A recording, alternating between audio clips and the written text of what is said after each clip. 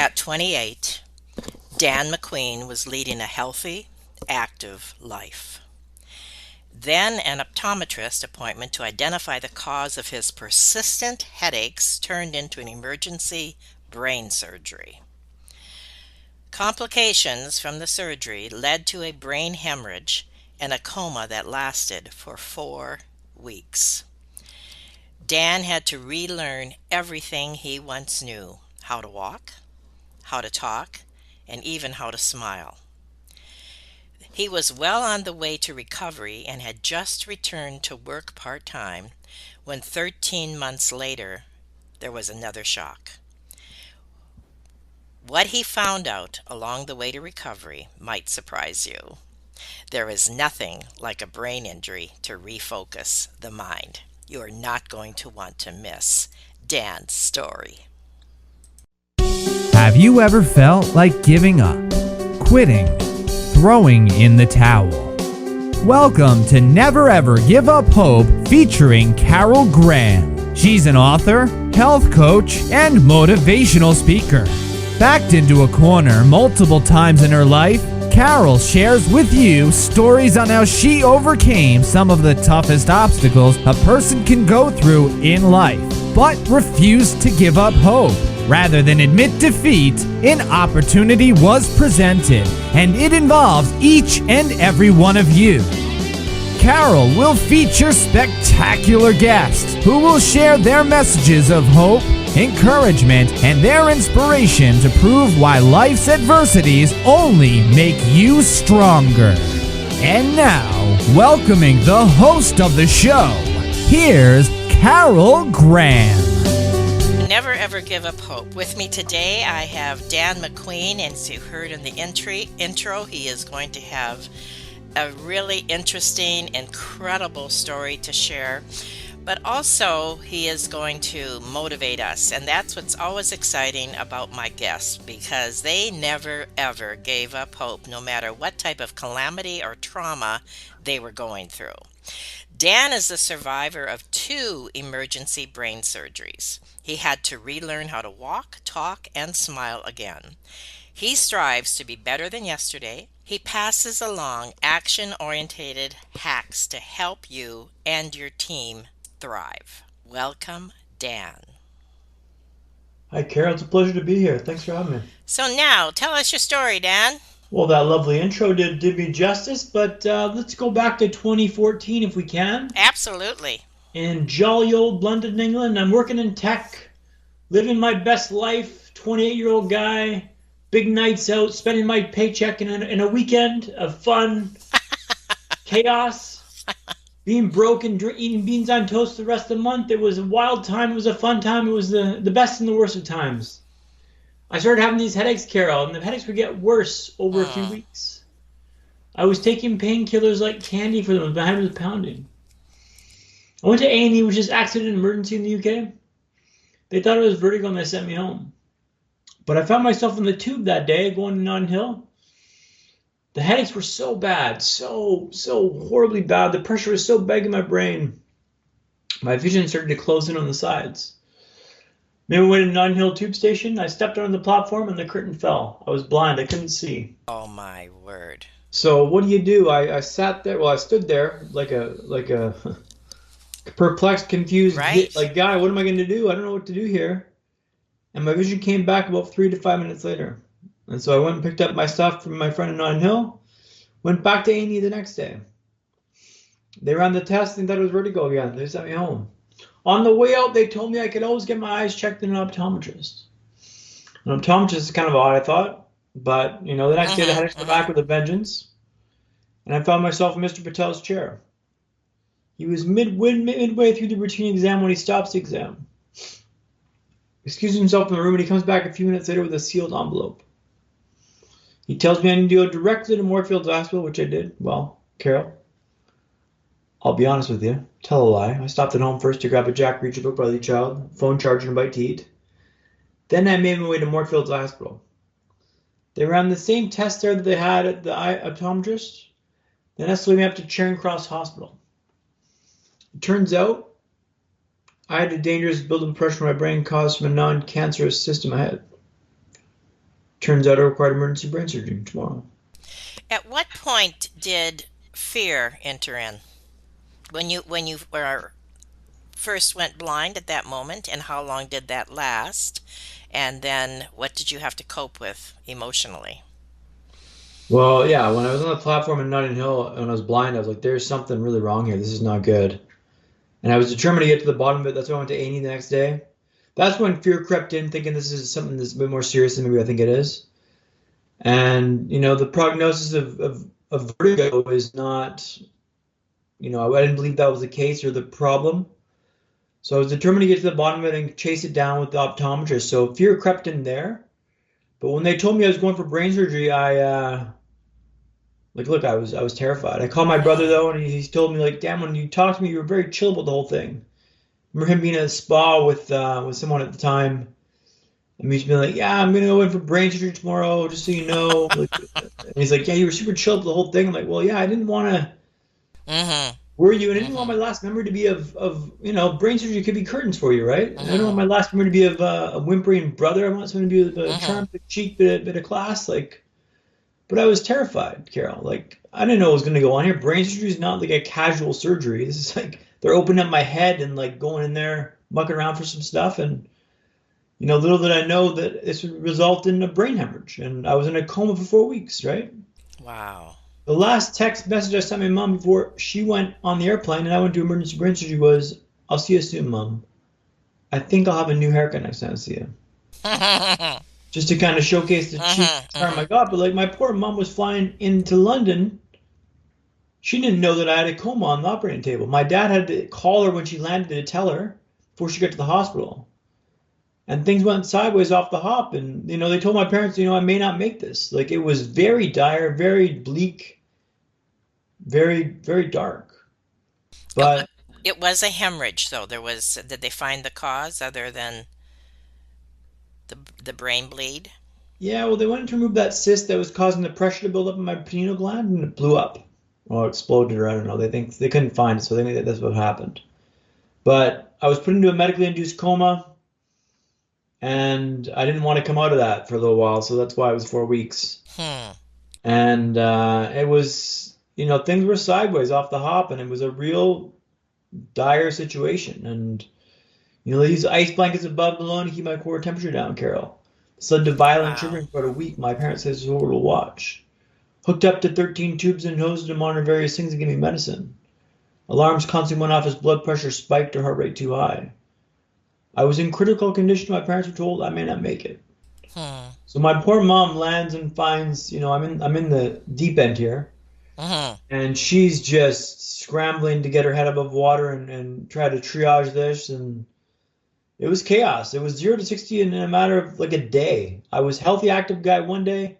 The next day I was in a coma fighting for my life. So it was 0 to 60 in a matter of minutes, hours. Wow. I woke up from that got coma with my dad, brother, and mom around the table. I'm trying to talk, but I can't talk. The tracheotomy had destroyed my vocal cords. I signal my brother, I go, give me a pen and paper. And I kind of scribble on the pen and paper, I go, get out of here.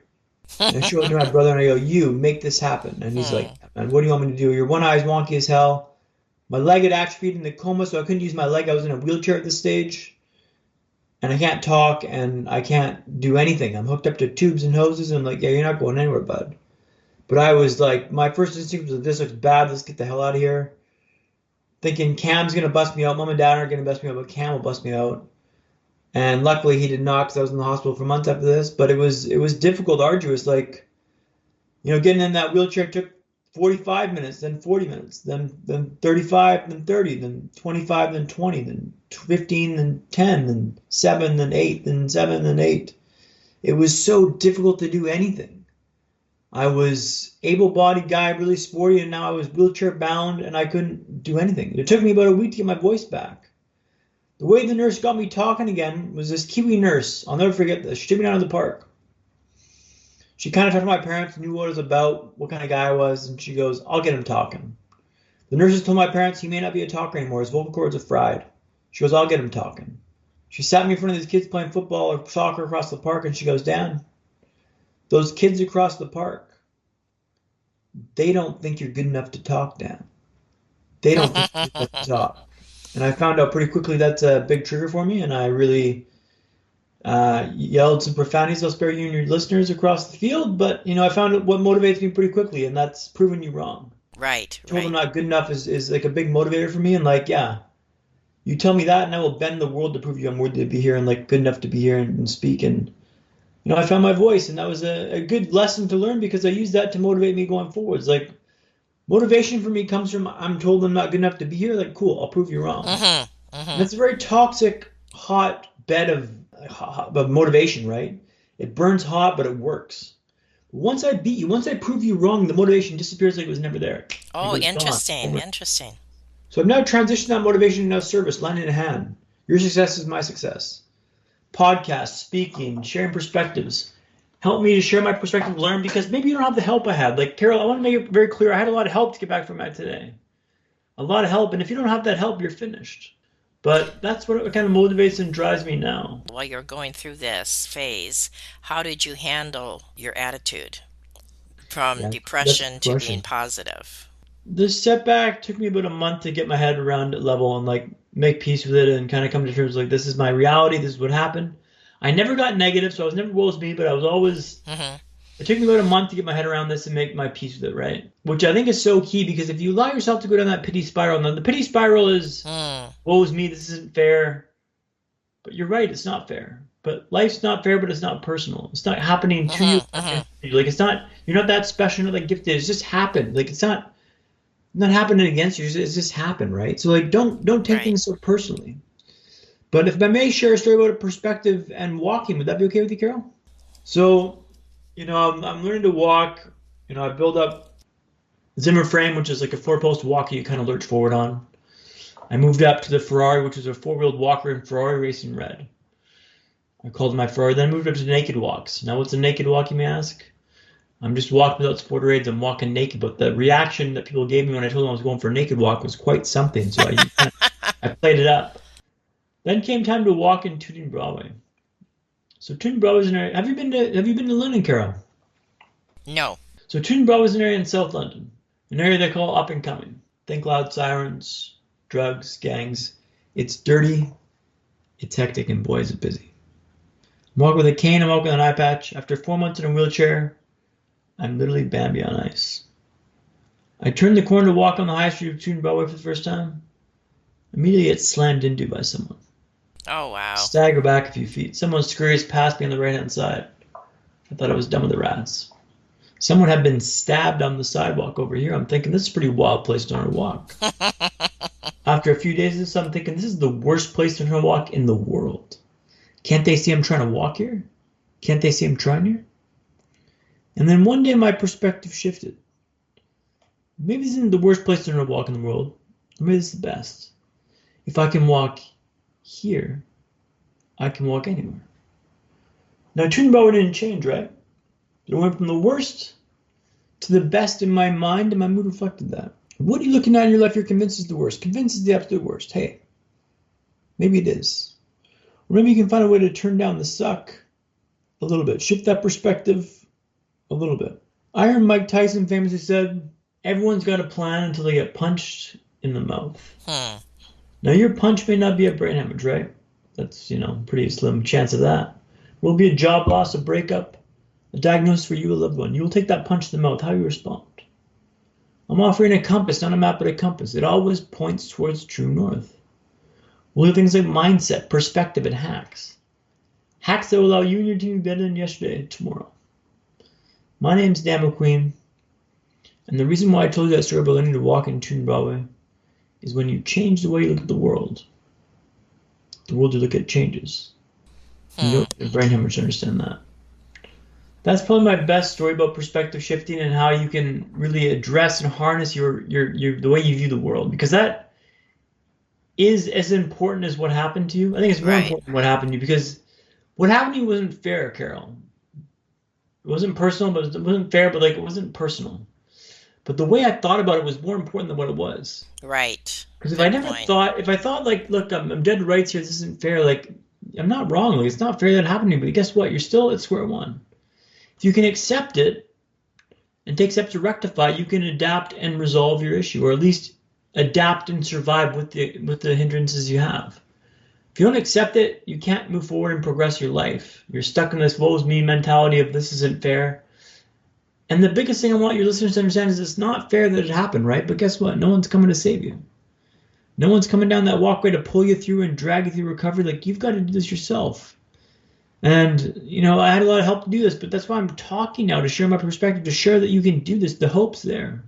You can do this. You can build yourself back up, but it takes work. And you got to go into this every day with intentionality and really focus on what the key, what you want to take away with this and what you want to do with life. But that's a perspective shift in half for you, Carol. I went on a bit of a rant there. I apologize. Not at all. So how did that encourage or inspire others watching you? Yeah, well, remember friends of mine came to visit me from Vancouver, and they would say, like, hey, Dan, you were so lovely to see you in the hospital because you were never down about this. You were always trying hard and building up. I remember my friend Claire came to visit me from Vancouver, and she took off to Scotland for a week. And when she came back down, I was walking. When she went up, I was in a wheelchair. When she came back down, I was walking. In a Zimmer frame, but I was walking. I wanted to show her that I'm worthy of the praise she's giving me. And you're recovering so well here. Like, I want to show that I'm earning this. Like, growing up, I never showed that I tried hard. Okay, Carol? I was always, one of those guys that secretly tried hard but never showed that I tried hard. One of those naturally gifted athletes or, people that are good with stuff and life. But I tried hard under the cover, on the secret. Now I don't care if you see me trying hard. I will bust my tail to show that I'm working hard because I want you to know that I'm not failing because of lack of effort. I'll fail because I'm not good enough, maybe, but not for lack of effort. And that motivated me a lot to kind of earn the praise they were giving me, to showcase I'm worthy of what they're showing me. But that work of and I call work chop wood, carry water. So just getting to work, I really enjoy the grind, the monotonous task of, building myself up inch by inch, row by row. And steps you take compound over days, weeks, months, and years of work. I'm 8-9 years out of the brain hemorrhage, but every day I wake up with intentionality. I have a routine based to kind of gear myself up for the day. I wake up, I try to get a sweat on every day if I can. Today I did not, full disclosure, it's raining today in Vancouver. I didn't feel like going out, as you know, in Central Coast. Didn't feel like going for a walk this morning, but I went for a shower, and in the shower cold. Gear myself up for this conversation with you today on Skype. So, it's all about kind of finding out how you work and playing with the space, but it's about finding how best you relate to the world and just kind of riding that. Hope's a very interesting word because it's it doesn't mean you're just going to hold your breath and hope the world comes to you. It's right. No. Hope for me is you fail and you fail and you fail again, but you're going to, I fall down 7 times, get up 8. Why you failed, and you kind of pivot a little bit each after you go into these failures. But you have to pivot, and you have to keep chasing it down. That's what hope is for me. It's not hoping that it's going to happen to you. You got to go and take it on. Hope is not to hold your breath and pray. It's pivot and learn from your mistakes and inch yourself closer to success. Because no doesn't mean forever. It just means right now. Which is a key lesson to take away. No does not mean forever. It just means right now. Could be with, a job, the girl, the sport, anything. It's not forever. It's just right now it's a no. But that doesn't mean it's going to be a no forever. It just means you just got to pivot and improve on your lot. We made ourselves back to work after about a year of rehab, as you mentioned. 2 half days a week. I'm doing vocational therapy, or I'm doing all this stuff on the side, vocational therapy on the side. 3 half days a week. And I'm even with the tube before I went to work to kind of showcase that I was off okay, and she'd go off on a walk.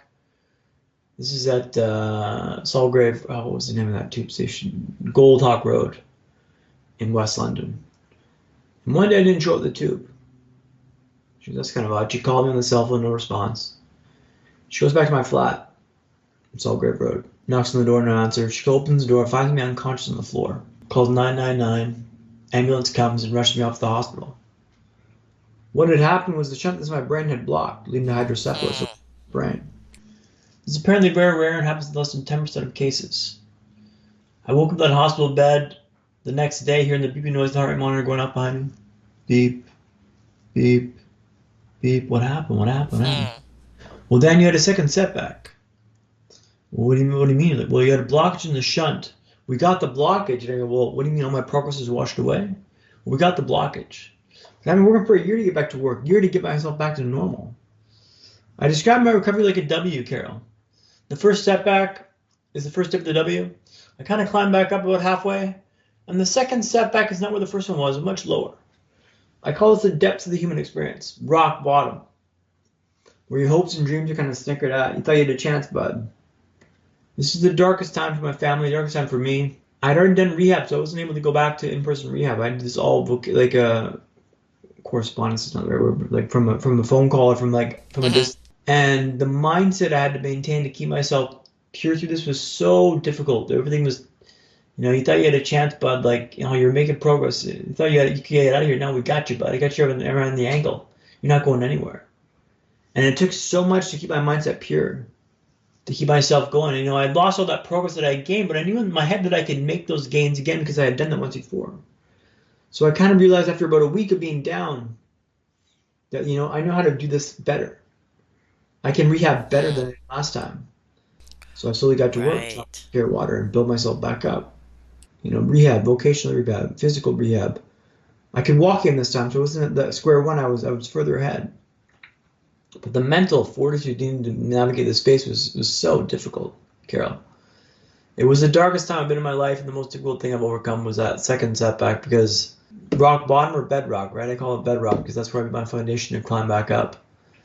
And inch by inch, row by row, week by week, day by day, month by month, year by year, I've kind of incrementally ratcheted myself back up to a level where I'm happy at. And I continue to climb up today. And it's just like, now it's like, what are you gonna come up with that I don't think I can overcome? I don't want to sound arrogant or conceited, but life's thrown so much at me that I've had to navigate and deal with in a very as it comes way. But I've come out with this stronger and more resilient and more focused than ever. The first setback took about a month. The second setback took about a week. I lost my job this past autumn, Carol, from Hootsuite. Corporate restructuring, put up the wrong side of the spreadsheet.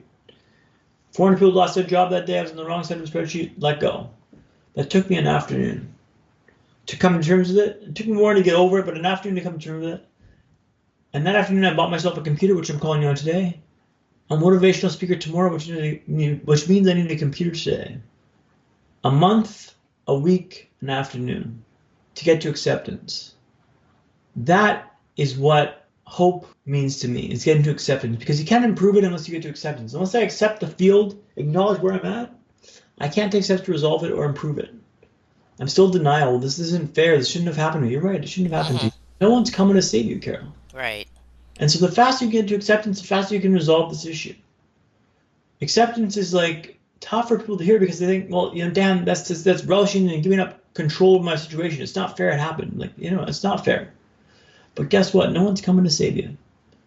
You've got to get yourself through this. And if you just wallow in self-pity, in 6 months later, you'll still be at square one. But if I can do this tomorrow, this afternoon, I can take steps to resolve my issue now and climb back up that hill. The ascent is what I'm talking about, Carol. All my talks, all my perspective is about the ascent back up. Rock bottom, no bedrock. I'm climbing back up, and I'm showing you how it's done. That's why I speak down. I kind of showcase my perspective to let you know, hey, I know you've been hit with a few unfortunate hits and knocks, but here's my story. Here's what I've been through. And I don't share my story to show you what I've been through as look at how great I am. Carol, there may be a bit of that in my vibe, I'm not going to lie to you. It's a bit self-aggrandizing for sure, but more so to show you what you can do, what's possible for you as a human being. Look what I've been through, look what I've done. You can do this too. How long ago was this? 2014. Well, 2015 was the second setback. Okay. So I'm a few years out now. But Carol, I did these tests a little while ago at this brain injury or this brain clinic in Vancouver in Surrey, BC, Health Tech Connect.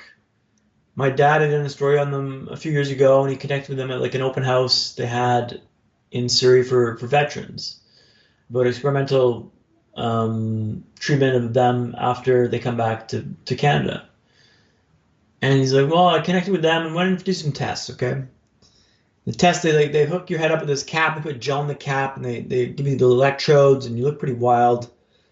And they ask you these questions like horse, cat, dog food, lightning bolt, and they say these weird words, and they track your brain to see if they coordinate them or correlate them, or Oh, okay. And my results came back as average, right? Average, I think. I should have thought, that's wonderful. 2 brain injuries, my results are average. That's phenomenal. Yes. But I read this as shockingly average. I've recovered so well. I've done so wonderfully. I would expect it to make outliers. big ups, big downs, big gaps. But shockingly average is how I read this. But after a few days, I kind of realized, you know what, that's great, Dan, because that means I'm no smarter or better than anyone that I speak to. I'm just maybe more driven and focused. All I've done is put my toes over the nose of my board and riding this wave down. Riding this wave down. And I'm very focused on what I want to do and my intention. And that means that you can do this too. Which is pretty cool because it means that anything I speak to is like, well, guess what? You can do this too. Why can't you do this? And I know when people say, well, I've done this, why can't you do this? That's like a bit daft and a bit frustrating here, but why not? Why not? Why not? I've got a few more questions for you, and I know the audience is going to want to know some practical approaches in addition to what you said regarding triumphing over adversity. But we're going to take a short 15-second break. And when we come back, we also want to talk about how this applies to other people who have suffered and how it can serve a purpose. We'll be right back. Carol Graham would like to show you the path from misery to miraculous triumph in her fast-paced memoir, Battered Hope. She relates her determination to succeed as someone who experienced one horrendous nightmare after another. Gang raped and left for dead, loss of a child, husband falsely imprisoned, and cancer. Nothing could break her tenacity or faith. No matter what you face, heartache, loss, suffering, or injustice, Carol will illustrate how she became a victor the same way you can. The secret is to never, ever give up hope. Order your copy at Amazon or batteredhope.blogspot.com. Sharing with us today his story of coming back from near death, no question there, and emergency brain surgery, not just once but twice. And I appreciate the details that he has given us, and I hope that it has been an encouragement to anyone who is going through some really severe adversities in their life, whether it's been in the past and they're still dealing with it, or possibly something they're going through right now. So I'm going to ask you, and I know the audience is anxious to hear as well, how did your suffering serve a purpose? Because one thing you made exquisitely clear is that you did not have a pity party. And that's crucial, and I know in your healing process. So start with that, please. How did your suffering serve a purpose for you? And what are some of the approaches that anybody can take to triumph over adversity happening, blindsided or any other way? I think the mindset's the most important thing I can share with the group today, and that's one that I use in my keynote is it's not what happens to you, but how you respond to it that matters. It's not what happens to you, but how you respond to it that matters. That's Epictetus, Stoic philosopher. And I believe that with my whole heart is like, look, it's not, well, do you think you can, you think you can't, you're both right? It's like if you allow yourself to go down the pity spiral, you're finished. I don't know if you can pull out from the pity spiral because I never allow myself to go down that, Carol, full disclosure. So I can't really speak to like how you can if you go down that pity spiral. I felt down for, a little while, not depressed, I wouldn't say, but I was down for sure. But I quickly pulled out of that spiral and made sure that I did not speak poorly about this issue. And you want some time to vent for sure, but like I don't think you can allow yourself to go down that spiral too far because I don't know if you can pull yourself back up. But the mindset of this is so key. It's not what happens to you, but how you respond to it that matters. The odds of you being alive in the first place, there's a stat that I heard a little while ago. The odds of you being born are 400 trillion to 1. 400 trillion to 1. I had to look how many zeros that is. That's a lot of zeros. Which means you're more likely to win the lottery like a million times than you don't have a life in the first place. Let's say we're all playing around like a hand of cards. Or say we're playing poker, let's say. There's a whole bunch of people around the table, but very few people got cards. And you're given a set of cards, lucky you think. But this card is in your hand. Brain hemorrhage, boom. Coma, boom. Learn to walk, talk, and smile again, boom. Am I going to muck the whole hand because I don't like the card? No, I'm going to play the hand. That 7-3 offsuit or whatever is not the best hand to play, but you're going to play it. Because you get the chance to play, and not everyone does. I think the big thing here is like life happens for you, not to you. Gratitude is something I really feel with now. And I really relish those days where, I get to do this. Not I have to do this, but I get to do this. I wake up with intention and vigor in my step. Like I'm excited for the day. I'm excited for the conversation we're gonna have today with you on the podcast. Every day I wake up with intentionality, and I'm kind of going after the day because I'm chasing down my dream now, the speaker. That's like something I'm a new speaker. I've been doing it professionally for a year, but I've been speaking for about 5 years for my rehab group. The talk I give now, Carol, a bit off piece here, but the talk I give now is about, it was born of a talk I give to outpatients, right? How they can come back from the nerfed up world of rehab to the real world. How they can prioritize and identify life and go after the things that are important. Lessons I can share that I learned through my experience, through touching the stove and Nova taught, to failing, to falling down 7 times to getting up 8. Like I have failed so many times now, stuff that I thought was, lessons I learned back in the day, but I don't remember those lessons, so I fail again now, and it's very, very frustrating. But I think really just that mindset of it's not what happens to you, but how you respond to it that matters. If you can get that in your mindset from this conversation, you're in a good way. You can't allow yourself to go dark, can't allow yourself to go negative, but keep that mindset pure, Carol. All right, so I got a number of hacks that I share with the outpatients and stuff that I've kind of learned through trial and error. So for instance, I've got one called icebreakers, okay? It's a hack I shared for the outpatient. So with a brain injury, I should level set and tell you that my battery's about 75% of where it was before. Fatigue is a real thing, and fatigue is like molasses. It slows you down. You can't think, you can't talk, you can't interact. You're not pleasant. When it hits, it's just like you can't do anything. You can't fight through it. You fall asleep. You just crumble and fail. So icebreakers is a way for me to save my bandwidth in a busy city like London. So the circuses, Piccadilly Circus, Oxford Circus, are just that, a bloody circus. You want to find an icebreaker, someone to walk behind and allow them to break the ice for you. Let them deal with the oncoming strife and traffic. Icebreakers allow you to save the battery. I also did something called bet on the ponies. So the tube's how you get around London, right? And I'd get on the tube with my friend Manal, and I'd be super obnoxious and I'd go, yeah. Got a couple of ponies over here, Manal. And I'd stand in front of people I think would be getting off at the stops that had bass in their tire. So if I can sit down on the tube, I can save a lot of bandwidth. I can save the battery, and I can save my role here. Momentum is something I want to talk about as well. And I got 2 types of momentum. The first is building blocks, and that's just simply stacking stuff on top of each other. When you come from work, throw a load of laundry in. Get the dinner going. Keep it spinning. Keep the wheel spinning. To get it started from a dead stop is so difficult, but if you keep it spinning, it's not that bad. And the second type is swallow the hairy frog momentum, and that's one that's got a bit of a story behind it. So swallow the hairy frog. I used to swim every Monday morning before work. I'd wake up at 5 o'clock, go for a swim, swim some lengths, and then go to work. I was taking the lift down one day with my HR manager, and she goes, Dan, what's all these bags for? And I go, well, I went for a swim this morning before work. She goes, oh, you swallowed the hairy frog. And I go, pardon me? She goes, you swallowed the hairy frog. And I go, that's not a thing. So hair the dog, swallow the frog. If you had to do a difficult task first thing in the morning, swallow the frog. Hair the dog is, if you're drinking after a bender. I'm not sure that relates, but it's neither here nor there. She said it, it's her expression, not mine. So I did a bit of research. I was making a mug for a friend of mine back in Vancouver with my podcast, and she knew about this, so I built her a mug as well that said swallow the hairy frog. And there's a picture of it with a frog with a hairy back, and he's combing his back. Just a reminder how much smack she talked. But swallow the hairy frog is to remind you, do the most difficult task first. Jump into the deep end, just attack the first task first. And that's helpful to navigate this space. But I go open to these hacks that kind of allow me to make life a bit lighter and more fun. Gamification is one that I use a lot as well.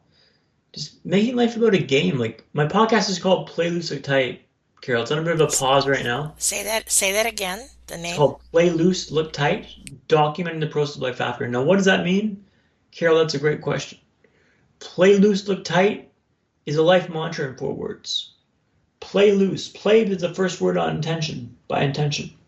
Life's about play, about lightness, about fun. I'm having fun here. Play loose. I want to live my life. I want to be a bit sporadic, a bit spontaneous, a bit fun, but I also want to look tight. With intention, with time, with demeanor, with dress. With how I show up for work and business.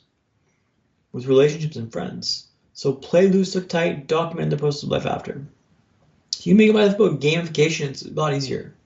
on this podcast a little while ago, Carol, a gaming podcast, which is not my, I'm not a big gamer, to be honest. The last game I really played was like Nintendo 64, which is back in the day.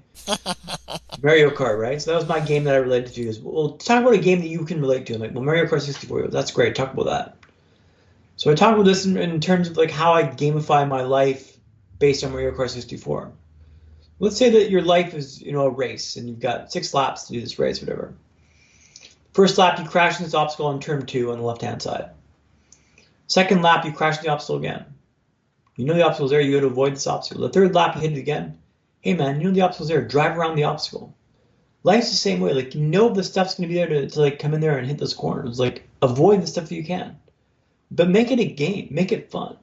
Naked walks, the Ferrari. All this stuff's about having fun, gamifying life. Life's about play. Alan Watts is huge here. But life about play is a lot more fun, a lot more joyous, and a lot more meaningful for me. So like that's kind of how I view this and approach life. And the perspective is maybe a bit, I don't want to say naive and a bit rose-colored glasses, but like, I don't know, that's how I live life. And I'm not going to change that based on how you think I should view life. Like, I've been through this, and this is how I've gotten through this, by holding on to this mindset of play and fun and joy. So like, I'm not going to change it now because you don't think this is how I should be approaching life. Like, tell me how I should navigate this. Like, tell me how I could recover and rehab better than I have now. Please tell me. Like, it's just like, I've been faced with this, like, what was almost certain, almost not certain death, but like, the prognosis was not looking good, Carol.